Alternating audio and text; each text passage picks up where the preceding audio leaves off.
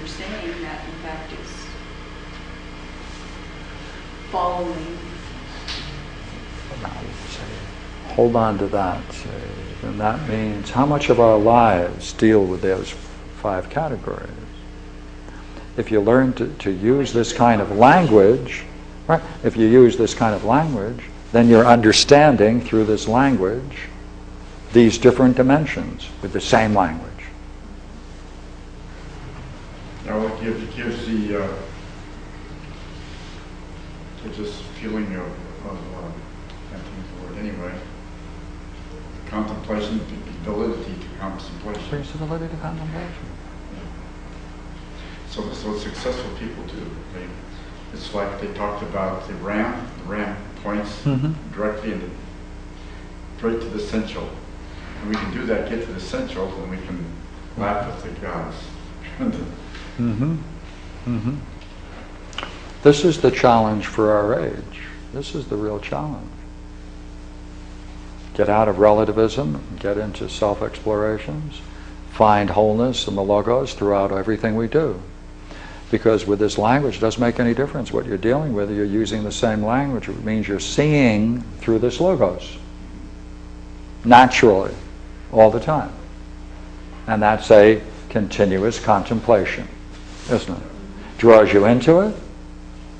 Right? Draws you into it. You see through it. That's a Logos. That's what's called Logos. It applies whether you're an actor or a businessman. That's right. Oh, yeah. Musician. Especially a musician. We can put music in here, can't we? Circle of fifths. The Logos of music is the circle of fifths. Right? That's right.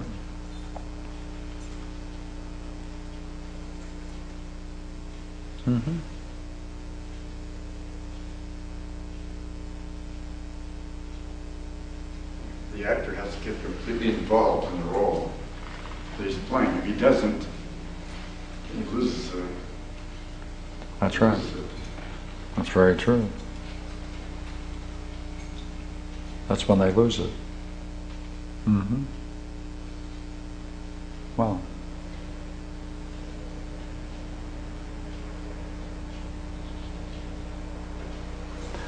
See, let's go back and take a look at the last thing now. Right? The whole process we're going through is saying each term in our sequence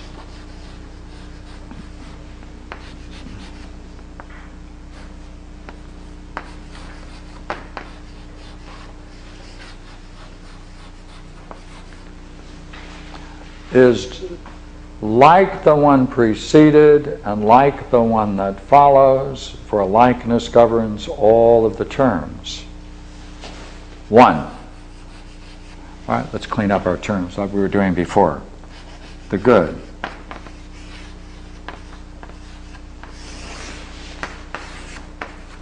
Clearly, oneness. Goodness.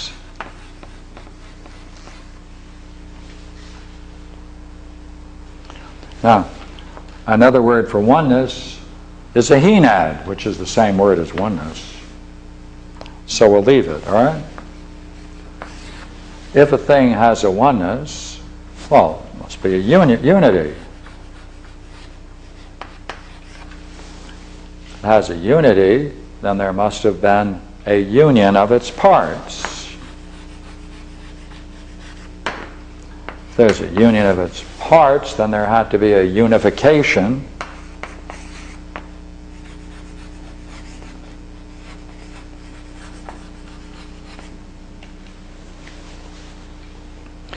If there is a unification and a unity and a unity and a oneness, then this process, or what's unfold going the other way, the process goes back progressively.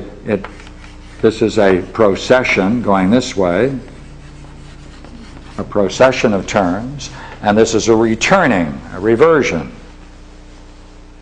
Well, if that goes on, now we can use the terms. That's a perfecting. That's a perfecting. turning about, coming back to itself. If that's a perfecting, that presupposes there must have been some completeness. Now we can use the other two terms. Right?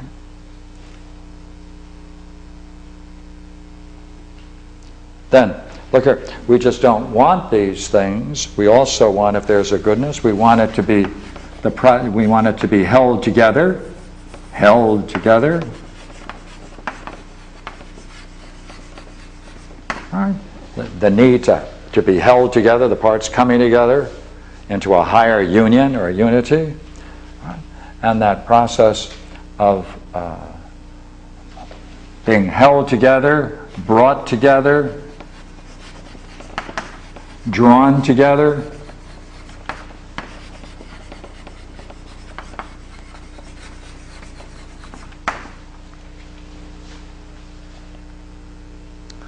Going further down, drawn together, attraction. All of these are just going backwards, slightly different as the terms proceed. Therefore, this language has parallels going back and forth, so you can make up your statements using these terms. Then you apply it to any one of the categories you're in.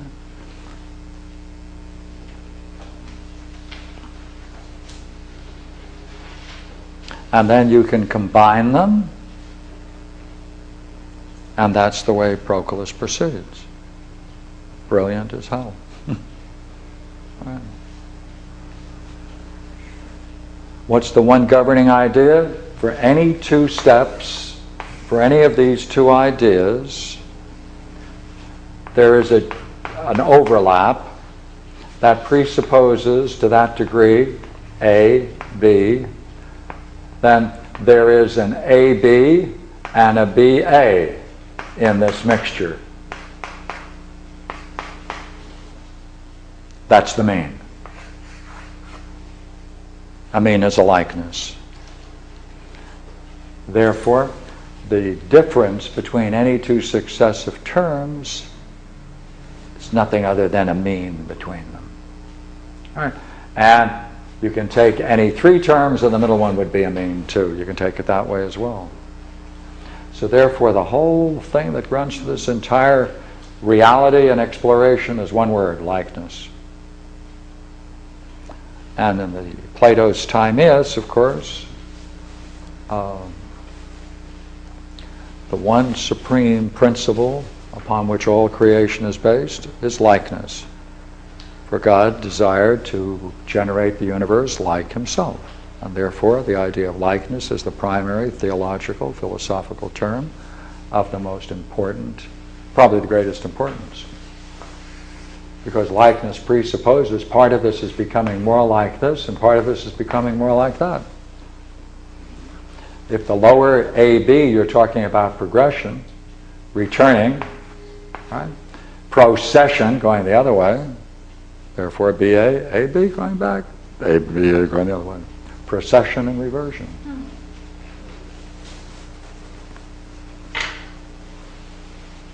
Good. More like the intelligible model. Now, in Plato's Phaedrus, I want to make it well known that this is where he talks about the fact that when people come together, they may choose various models. And there are only a finite number of models, and each of the models can be represented or personified by a god. Therefore, for Plato and the Platonic tradition, the relationship depends upon people agreeing to that model. Now, of course, if they have two different models, we know what happens. Then there's a battle over which model I want to become, you want to become. So that in Plato's Phaedrus,